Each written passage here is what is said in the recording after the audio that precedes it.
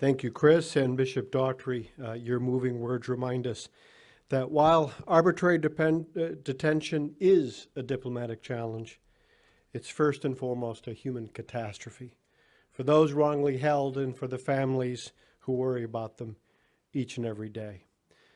So just a few days ago, I was traveling in eastern Ukraine. As we went around our 1,300-mile trip, we heard countless stories of how Putin's forces have seized citizens in a dark effort to bully Ukraine into submission. They've even snatched young children. As we traveled through places like Kyiv and Kherson, Odessa, Dnipro, Kharkiv, we heard story after story of the suffering that Vladimir Putin has caused. But we heard just as many expressions of deep gratitude for American support, and their simple request of us over and over again was to stay with them in their moment of greatest need. Events like today are a reminder that America will always stand with those who are victimized by tyrants and tyranny, whether it be Russia or China.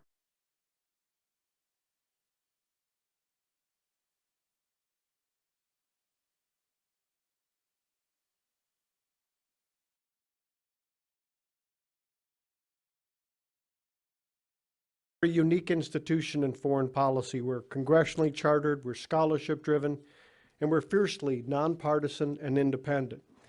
And that special status creates special obligations to not duplicate what others are doing, but instead to prioritize the most important issues, and to do so in ways that add value and make a difference. It's why we have a Canada Institute, the only American research program of its kind focusing on our neighbors to the north. And that's why we're here today, marking the 3rd anniversary of the Initiative Against Arbitrary Detention. Chris and his team have been tracking this important initiative ever since Canada first proposed it in 2021. We're grateful for the support of Global Affairs Canada, the Canadian Embassy, and the State Department's Office for Hostage Affairs in developing today's program, and we're grateful to our friends at CSIS for lending their considerable expertise. Arbitrary detention and hostage-taking by authoritarian states is an issue that's near and dear to our hearts here at the center. Our Canada Institute has repeatedly called for the release of innocents like Wall Street Journal reporter Evan Gershkovich, unfairly imprisoned by Russia over 320 days ago. But we go further, providing a refuge for former hostages through programs like our Threatened and Displaced Scholars Initiative. And joining us today are 2 Wilson Fellows who have experienced arbitrary detention firsthand. There's Dr. Holly Esfandiari, the founder of our Middle East program. She spent 105 days in solitary confinement in Tehran's Evin prison. And Saimak Namazi, who was finally released in September 2023 after 8 years of arbitrary imprisonment in Iran. Saimak is only here with us today because of the administration's tireless efforts, and in particular the efforts of 2 who are speaking today, Secretary Blinken and Special Presidential Envoy for Hostage Affairs, Roger Carstens. So now let's begin. Our first keynote speaker is the 71st Secretary of State, Antony Blinken. He previously served as Deputy National Security Advisor to President Barack Obama, and during the first Obama administration, as National Security Advisor to then Vice President Joe Biden. His current role is the culmination of a long personal and professional relationship with Joe Biden that dates back to 2002, when Mr. Blinken served as a staff director for the Senate Foreign Relations Committee. What you may not know about Secretary Blinken is he's also a member of the board of the Wilson Center. And I note that many of our board members are here today, and we decided, given how busy the Secretary is, we thought we'd bring the board to him. Mr. Secretary, the floor is all yours.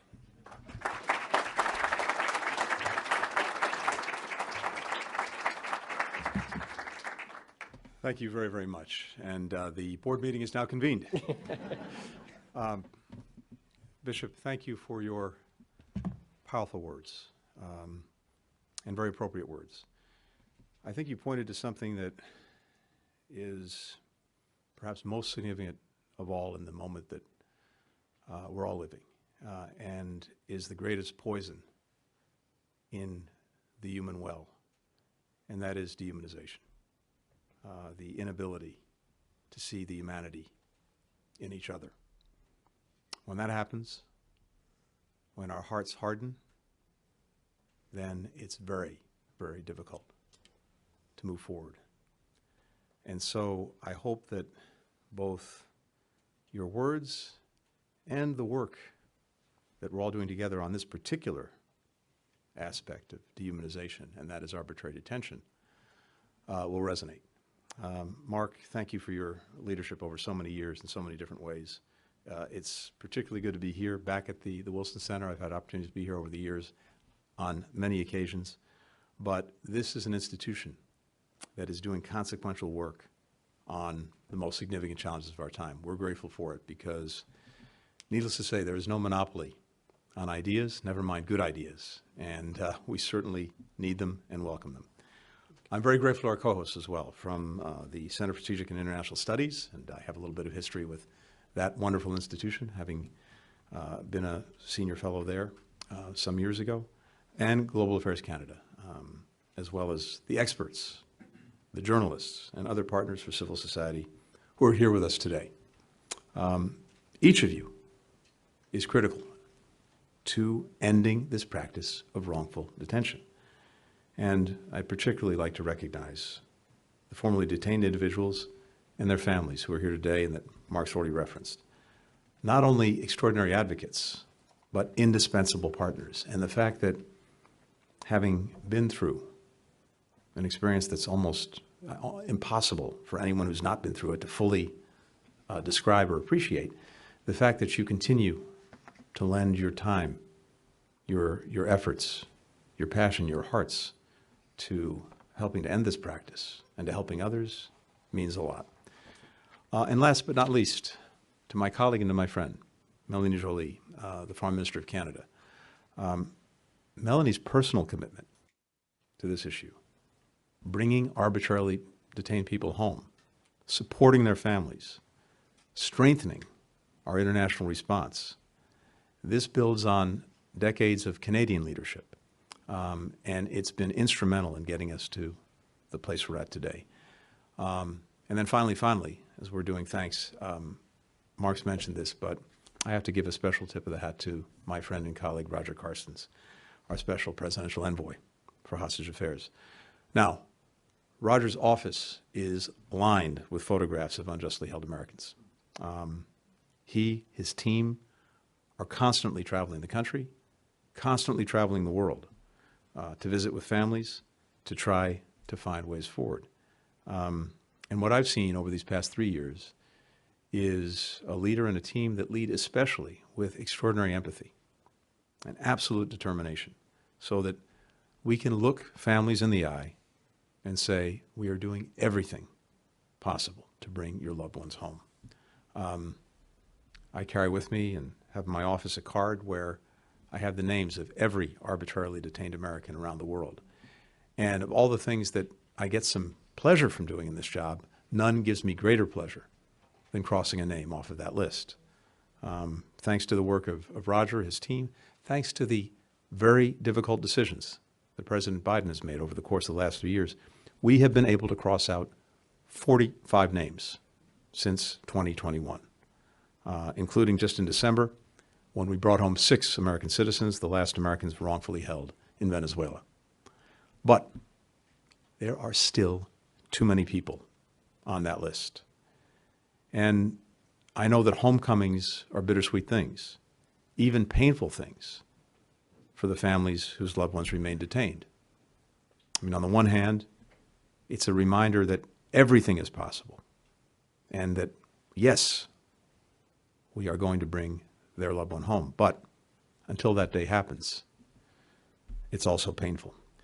Yesterday, as it happens, I spoke on the phone with Paul Whelan.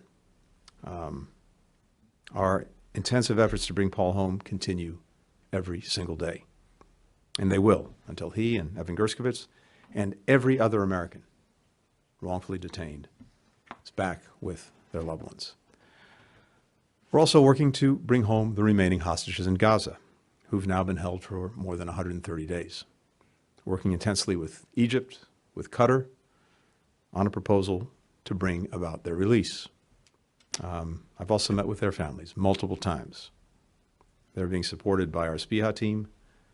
The agony that they face, simply not knowing the fate of their loved ones, is beyond our imaginations. And here's the truly heartbreaking part. Unfortunately, this is part of a rising trend. Increasingly, states, but also non-state actors, are wrongfully detaining people, often as political pawns. This practice threatens the safety of everyone who travels, conducts business, who lives abroad. It's, of course, a brazen violation of individual human rights of the victims, a violation of international law, a violation of state sovereignty, and, first and foremost, a violation of their basic humanity. Back in July of 2022, President Biden declared that hostage-taking and wrongful detention are a national emergency. That declaration, building on the bipartisan Robert Levinson Act, has expanded the toolkit that we can use to help get our people home, with sanctions, with visa restrictions, with greater coordination across our own government. Now, bringing people home is our primary focus, but it is not, in and of itself and alone, enough to resolve what is genuinely a crisis. The international community has to join together to deter future detentions so that we can actually put an end to this practice once and for all. And the most effective way to do that is through collective action. For all that any one of our individual countries can bring to the table, we can bring so much more, and this is at the heart of the Canadian initiative, when we're actually acting together. That's the spirit behind the Declaration Against Arbitrary Detention in state-to-state relations. Now 74 countries, plus the European Union, have signed on to this initiative, and we're proud to have endorsed the declaration back in January of 2021. This coalition is raising the financial and reputational costs of arbitrary detention and strengthening global pressure against it. We're synchronizing best practices for deterrence.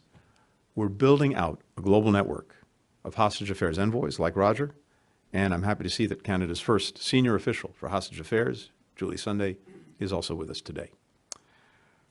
We're working with partners outside of government, like Global Affairs Canada Independent International Panel on Arbitrary Detention and CSIS's Bipartisan Hostage Commission, to better use existing legal frameworks to target this practice. Together, we're sending a clear message.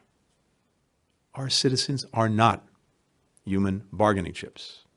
They are not political pawns. If any country wrongfully holds any of our people, we will hold them accountable. Working with our Canadian friends, we're trying to expand this partnership to make it more inclusive. The Declaration's first ministerial, held at the United Nations General Assembly last fall, co-hosted by Malawi and Costa Rica, welcomed representatives from every part of the world. We're also engaging the private sector to raise awareness of this threat and develop resources to make employees safe while abroad. Now, keep in mind, countries that engage in this practice are also increasingly isolating themselves. Who in their right minds would want to travel to a country, engage in business in a country, work in a country, live in a country that engages in the practice of arbitrary detention? So this is a sure path to pariah status. Now, unfortunately, a number of the countries engaging in this practice are already in that category. But it should be a reminder to each and every one that this is a path that leads to nowhere for them and for all engaged. Now, as Mark mentioned, we're joined today, among others, by Simak Namazi. Before his release last September, Simak was the longest wrongfully detained American in Iran. When he was released, he wrote that in prison, and I quote, he experienced the worst of humanity every day, but outside of those walls, there were countless people who reminded him of the best of humanity. And a number of those people are in this room, family members, lawyers, neighbors, colleagues, fellow prisoners, strangers from around the world who ensured that he was not forgotten. And through their advocacy, helping him reunite with his loved ones and ultimately return home. Our single most powerful tool to bring people home and deter future detentions is our collective will and our collective action, rooted in our common humanity.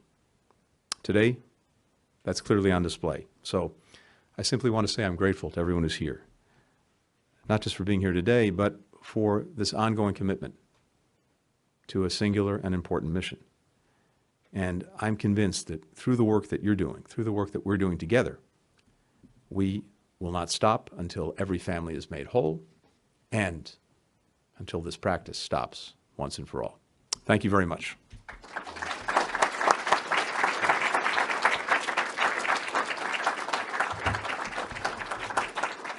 Mr. Secretary, thank you for that powerful witness and that reminder that the work that we do is the ultimate in humanizing what is a terrible situation too many times and in too many places. I now have the pleasure